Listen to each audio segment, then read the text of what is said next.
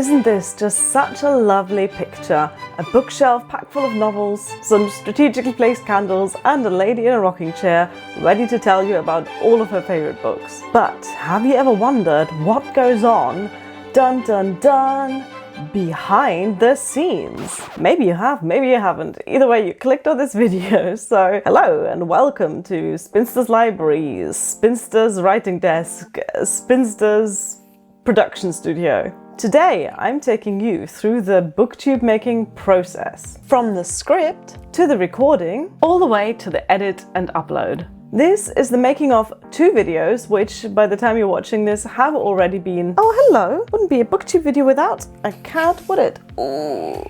Let's try this again. You're getting a proper behind the scenes look here. This is the making of 2 videos, which by the time you're watching this have already been published on my channel. Where do you want to go? Are you just passing through? The first one is my Sherlock Holmes book cover rating video, in which I have a go at some rather silly book cover design choices made over the decades in designing The Hound of the Baskervilles by Arthur Conan Doyle. And the other video is my book review for John Wyndham's novel Trouble with Lichen, which is a mid-century science fiction novel. So to see how these were created, we first have to go back in time. Just to last week. We're just going back in time to last week. There's, broadly speaking, 3 types of videos I like to make for my channel. The first one is pretty straightforward book review videos.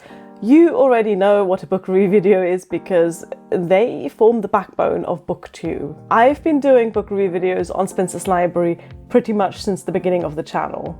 They're pretty simple. I read a book and then I make a video talking about that book. If you want to have a look at book review videos I've done over the years, you can find them all in a playlist, which I'll link in the description box. The second type of video I like to do is my more in-depth discussions on topics related to reading or about books. This is what I very grandly call my video essays. They are the videos that I'm most proud of. A lot of work goes into them since they're usually quite long. They are always fully scripted and the editing on them is much more elaborate. Examples of that include my video exploring the question of what actually makes a classic, or my more recent video about the gendered nature of Jane Austen's readership. That one's probably my favorite video I've ever done. It's 50 minutes long, but I think it's worth it. By the way, I've also made a playlist of the video essays, and that's also linked down below. The third type of video I like to do on my channel is the silly video, because we take reading and classics way too seriously in general. Sometimes I'm in the mood to mess about a bit, to have some fun. Examples of that category include, for example, my video in which I rank Jane Austen's priests by hotness, and also my series of videos in which I look at and rate trashy vintage book covers. Today, on this cold day at the end of January, I am scripting a book review video and a trashy book cover roundup. I like to write my book reviews as soon as I finish a book so that it's really fresh in my mind, so that my thoughts and my emotions are right there and I can put them into words. Some book reviews get a full word-for-word script, while others only get a bullet point list. The book that I'm reviewing today, which is Trouble with Lichen by John Wyndham, I have a lot to say about it, so I feel like doing a full script for that book review video.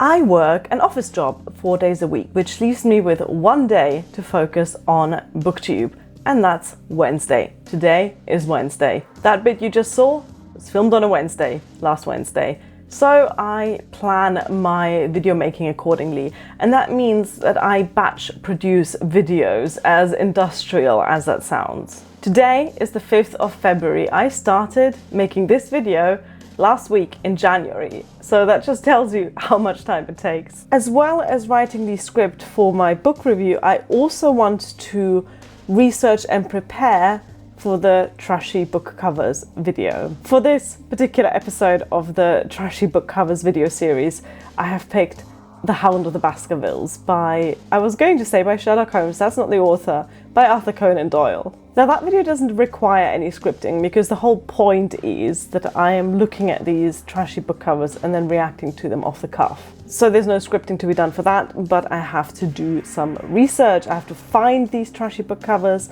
and then I have to save them in a separate folder so that later I can go through them in order and react to them. And for that, I just go on Goodreads and I look through the very long list of editions for that book until I found the ones that catch my eye. This is fun and easy video prep, but it does take some time.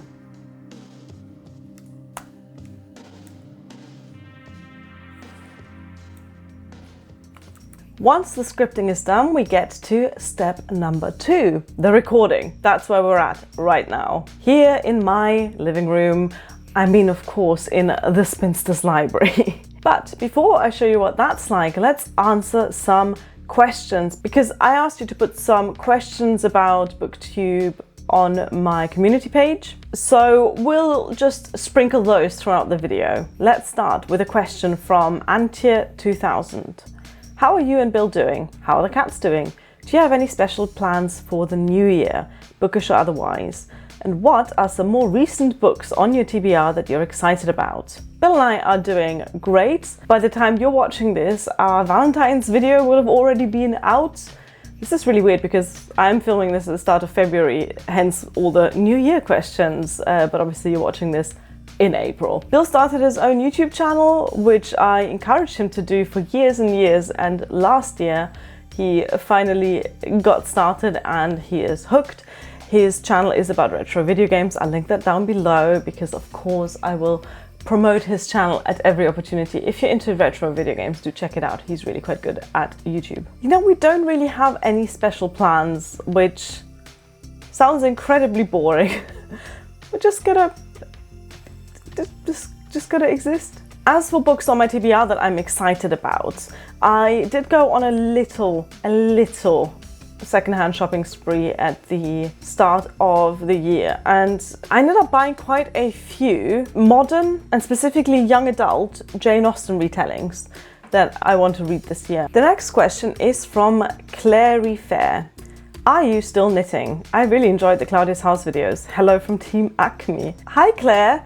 This is Claire from, as she said, Acme, which is a lovely, lovely games shop in Llandudno, North Wales. I used to love going there with Bill when we lived in Wales. We went there regularly to play Magic the Gathering. It's such a lovely space. So to answer your question, Claire, yes, I am still knitting. The jumper I'm wearing now is one I knitted, I think, last winter. And then this winter I knitted the jumper I was wearing last week. I also really wanted to do more Claudia's House videos this winter, but I just sort of didn't end up doing them. If you don't know, I have a second channel called Claudia's House where very sporadically I'll put up a video about what I'm currently knitting. I hope I still get the time this winter before the knitting season is over to do 1 or 2 videos for that channel, so keep an eye out for those. Wow, those were some interesting questions. I'm guessing. I don't really know what they were because I'm recording this in the past. But thank you so much for asking them anyway. Right, there'll be time for more questions later, but first we have to get some makeup on, tidy this place, set up the lights and camera, and get ready for recording. Okay, looks like I've already done that. So with some more time-traveling magic, let's go back to about an hour or so when I set all of this up.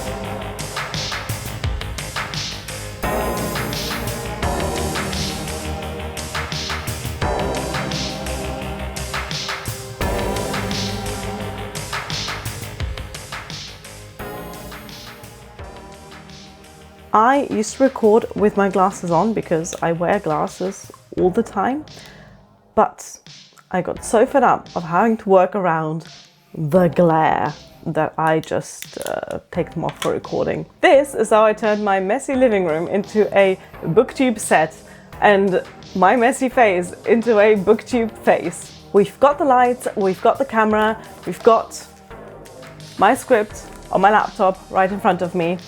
Action!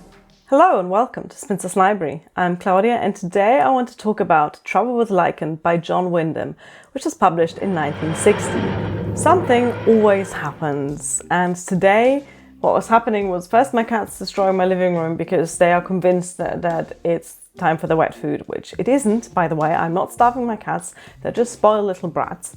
And then the second and more annoying thing that happened is that about 20 seconds before I finished my review video, the camera died on me. And like normally my camera battery tells me when it's getting low. Today it went from 2 bars out of 3 to off. So I actually don't know if my book review video recorded. What I have to do now, which wasn't planned, is take the camera off the tripod, take the SD card out the camera, turn on my computer, put the SD card in the computer, and then see if my book review video has recorded. And if not, then I'm going to smash the camera to pieces, and this is the last you'll see of me. I'm back, the video is saved, it's all good. I still would like my camera to warn me before it just dies on me, but it's not the youngest. Poor thing. I've also taken the opportunity to change out of my jumper into a denim jacket and sort of slightly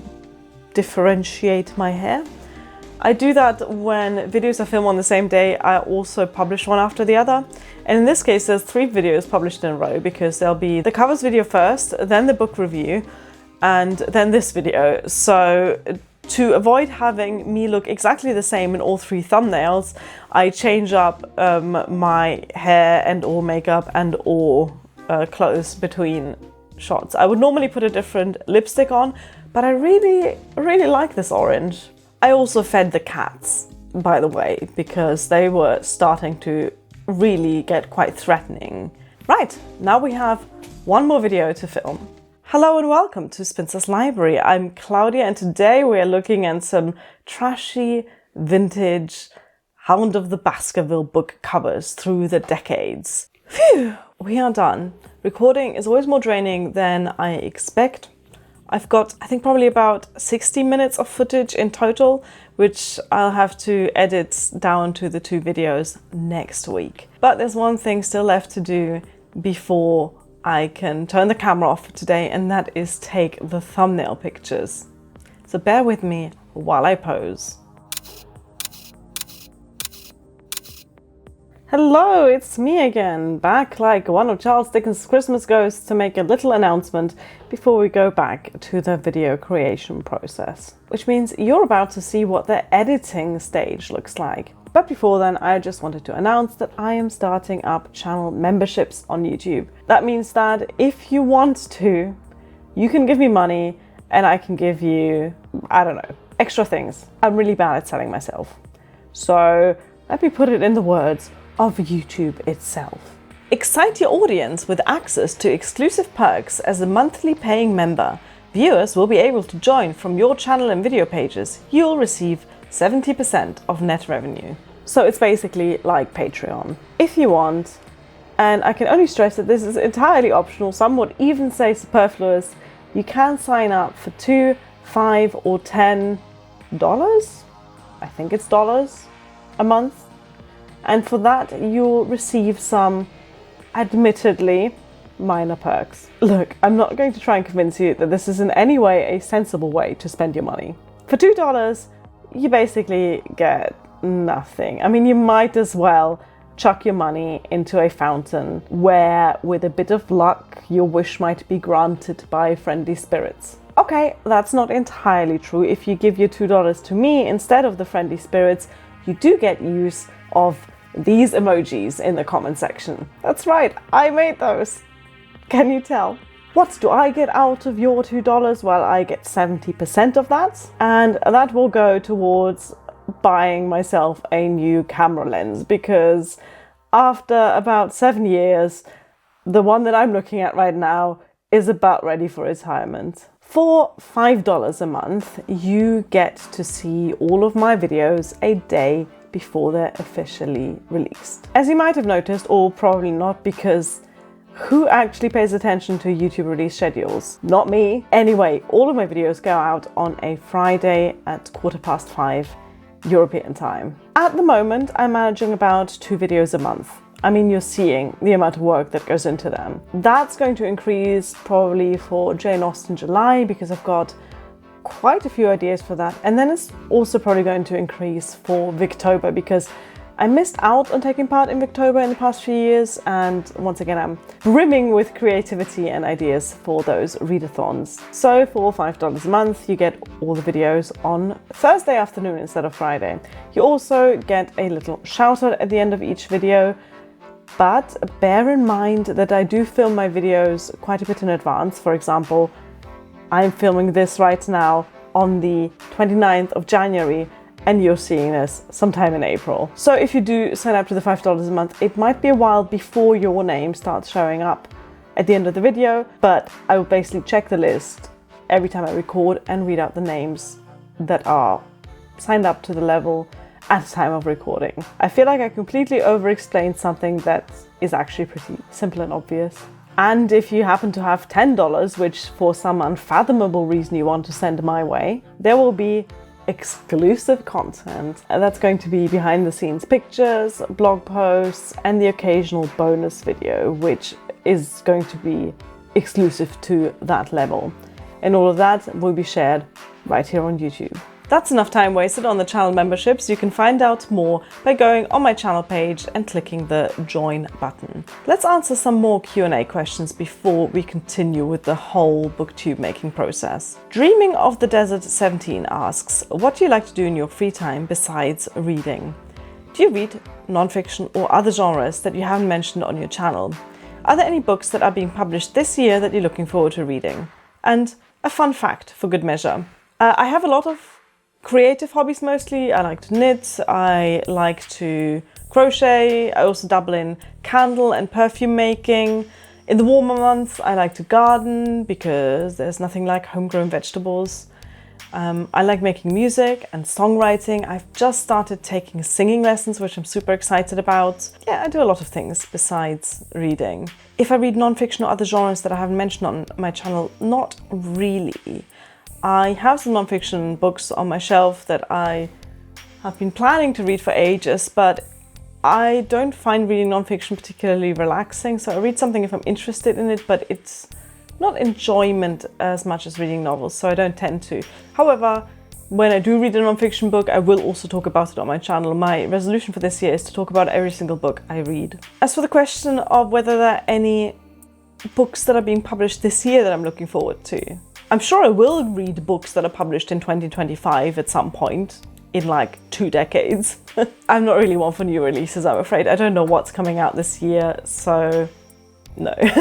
And I've been trying really hard to think about a fun fact about myself. I don't think I'm that interesting a person. Yeah, I really haven't got that much going on. Planet Hamlet asks, who are your favorite YouTubers and how's your book journaling going? I'm subscribed to a lot of YouTube channels, Booktube and other channels.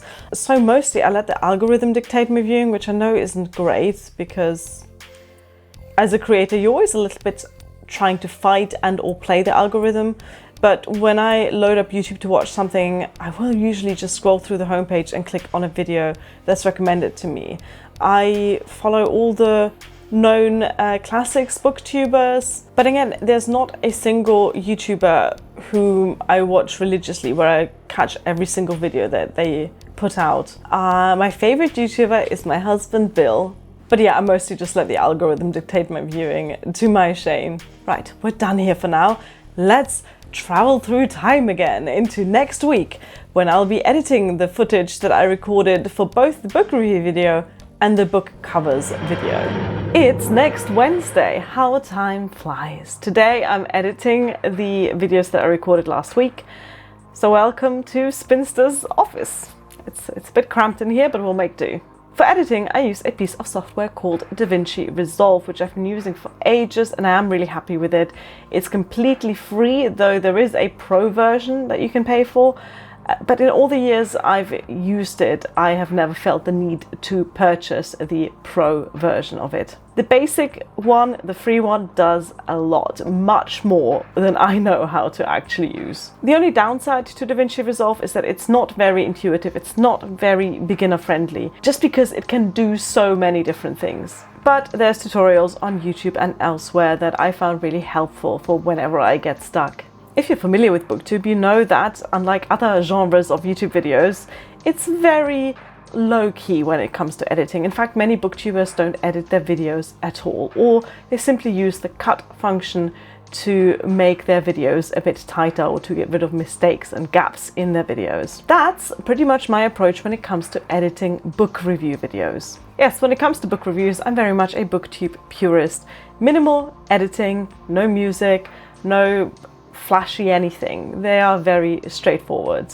So I go through 3 different steps. The first one is noise reduction.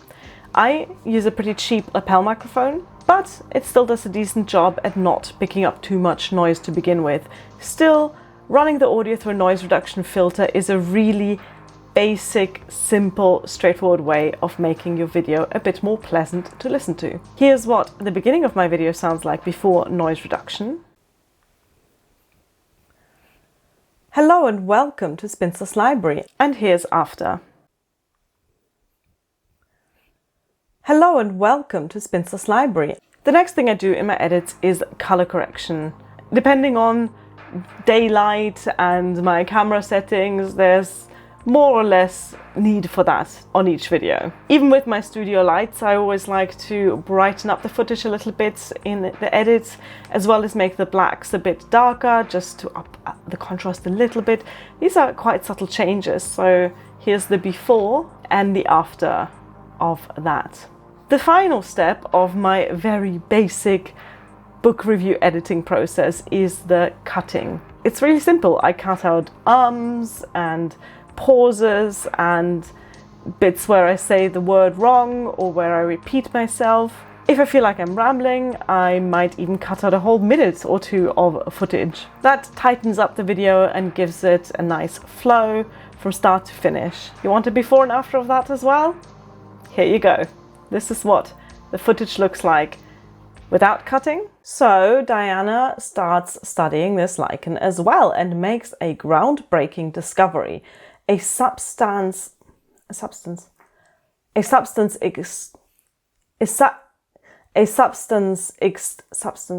what a weird word. A substance extracted from this particular species of lichen works as what's later in the book called an antigerone. An agent that... And here's after. So Diana starts studying this lichen as well and makes a groundbreaking discovery. A substance extracted from this particular species of lichen works as what's later in the book called an antigerone. This is all I do for book review videos. It's very simple, it's very straightforward. For my other videos though, I like to have a bit more fun with it. So for the second video I'm editing today, the Sherlock Holmes book covers one, I'll start the same way. I do the noise reduction, the color correction and the cutting, but then I can do a bit more. Obviously, because we're talking about book covers, I have to actually insert all of the book covers that I'm discussing so that you can see them as you're watching the video. You can see the same thing I'm seeing. And then I might even add a bit of music, though I'm not sure if I will for the book covers videos because those tend to be without music as well. But I'll probably add music to this video, so you've got an example of that right now. So the book covers video is a little bit more extra than the book review video, but it's still on the simple side. A video essay, for example, will have much more complex editing with clips and voiceovers and sound effects and visuals. This video you're watching right now is probably going to take me 2 whole Wednesdays to edit. I am somewhat terrified of editing this footage you're watching right now because it's a lot of clips over a long time. I'm doing screen recording so you can see what I'm doing here. I'm having to balance all these different sets and setups, and yeah, hope it turns out well. There's one feature of my edits that has been criticized by viewers sometimes, and that's my choice to add music to some of my videos. Booktube audiences aren't used to that, right? If you watch other YouTube videos of other genres, there's so much music and really loud music as well, but on Booktube we don't do that. But I like the music, so I add it anyway. Some people say they find it hard to focus on what I'm saying, possibly also due to me speaking with an accent. Can you hear the computer working really hard? I don't even know what it's working hard on because I'm literally just sitting here talking to you. Anyway, I was saying, music. All right, calm down. I like the music, firstly. And secondly, I always subtitle all of my videos for exactly that reason. But we'll get to the subtitles in a bit. Haha, you didn't expect to see me again, did you? I'm still here, scripting the videos that you have just watched future me edit. I'm sure I could have made this video more straightforward, but where's the fun in that? Anyway, I'm back to answer some more Q&A questions before I show you the very last steps of the booktubing process. Oh, goodness. Diana Verkanha 5685 asks, in how many languages do you read? Do you particularly enjoy reading in a certain language? How did you discover you liked reading? So I read in English and German, though the majority of the books I read are in English. And I learned to read quite early, I think age 3 or 4. So I genuinely don't remember a time before I could read, and I have been loving reading for as long as I have been reading. It's quite a boring backstory. It's not like I suddenly discovered this whole new world. It's just always been with me. Mame Musing asks, are you still researching Regency era music? No. That PhD that you might remember me doing? I quit. Let's leave it at that. There's one more question from this user, and they say, can you please say what is the correct pronunciation for this word, a character in the Artificial Silk Girl?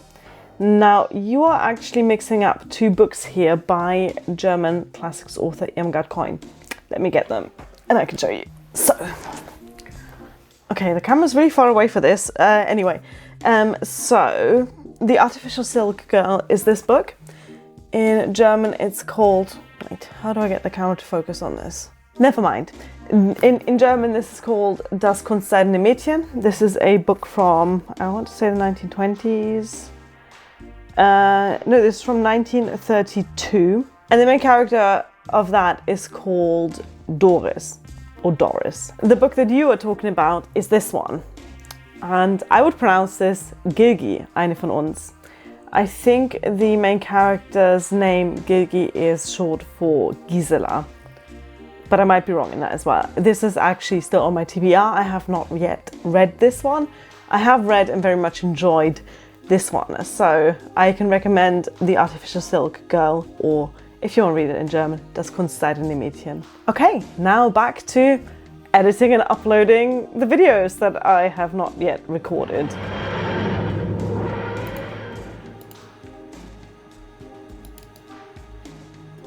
Now we have to get these videos up on YouTube. The upload is simple enough and doesn't really take all that long. But then we get to the real work, and that is the subtitling. I started subtitling my videos in October of 2018, so for the past 7 years I've been going into every single video that I upload and write subtitles for it. In those 7 years, YouTube has improved its auto caption technology a lot. So it's definitely easier to subtitle now than it used to be. But what I essentially do is I wait for YouTube to generate the subtitles, and then I go into them and edit them, because YouTube does not add any punctuation or it misspells authors. I basically have to rewrite them to make sense. It's a lot of work, but once I started doing subtitles, I couldn't in good conscience stop doing them, because they are a huge accessibility feature on YouTube. It just makes sense for people who have trouble either hearing or understanding the video. While it does take a lot of extra time, it's non-negotiable for me. How about some more Q&A questions? Planet Hamlet also asks, how's your book journaling going? My book journaling, so if you don't know what that's about, I recently made a video about my reading plans for 2025. Actually, by the time this video comes out, it's not so recently. I said I'm not using Goodreads anymore. I've still got an account, it's still on there, but I don't really use it. So I'm tracking my reading in my journal. It's not that like exciting. It's literally just a list of books that I've read with the dates I've read them and a little 1 to 5 star scale. That's it. My book journaling is going great in that I am actually writing down the books I'm reading. That's all I wanted. I never had any ambitions for this to be sophisticated or pretty or anything else. Now all we have to do is the thumbnail, and luckily that's also very simple for most booktube videos. For the book review video, it's going to be my face next to a picture of the book cover. For the book cover videos, it's going to be my face next to pictures of lots of book covers. Very straightforward. For making my thumbnails, I, like everyone else on the planet, just use Canva. I used to mess around with GIMP, but I am so supremely untalented when it comes to editing visual media that it's not worth the hassle, and Canva does the job just fine. Now all that's left is for me to write the description box, add any links into the videos that I mention, and then set the schedule to go live whenever I wanted to. And that's how you make a booktube video. Well, that's how I make a booktube video. I hope you found this useful, and if not, I hope you found it at least entertaining. Thank you for watching. Bye!